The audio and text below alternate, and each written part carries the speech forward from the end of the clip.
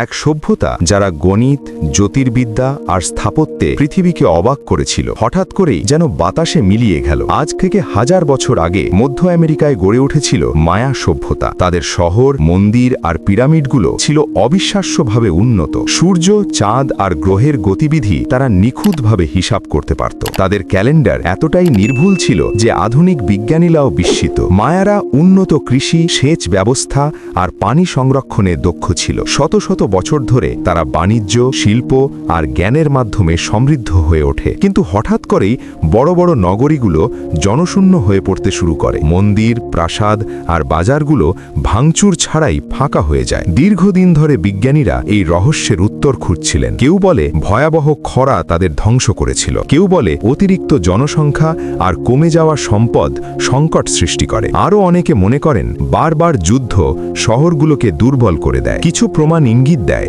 যে নেতৃত্বে দ্বন্দ্ব বিপর্যয় বাড়িয়ে দেয়। ধীরে ধীরে শহর থেকে মানুষ পালিয়ে জঙ্গলের ভেতর ছড়িয়ে পড়ে। তাদের মহিমান্বিত কেন্দ্রগুলো দ্রুতই প্রকৃতির হাতে হারিয়ে যায়। পিরামিড আর মন্দিরগুলো ঘন গাছপালার নিচে চাপা পড়ে থাকে শত শত বছর। ইউরোপীয়রা আমেরিকায় পৌঁছে যখন প্রথম এগুলো দেখে, তারা বিশ্বাসই করতে পারেনি এত উন্নত সভ্যতা কিভাবে অদৃশ্য হয়ে গেল। প্রশ্নটা আজও উন্মুক্ত। মায়া সভ্যতার পতন দেখায় প্রকৃতি, সম্পদ আর মানুষের ভুল সিদ্ধান্ত একটি শক্তিশালী সমাজকেও ভেঙে দিতে পারে। আর তাদের গল্প আজও পৃথিবীর অন্যতম বড় রহস্য হিসেবে বেঁচে আছে। ধন্যবাদ ভিডিওটি দেখার জন্য।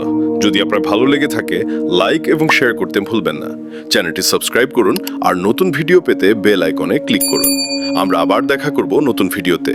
তখন পর্যন্ত ভালো থাকুন।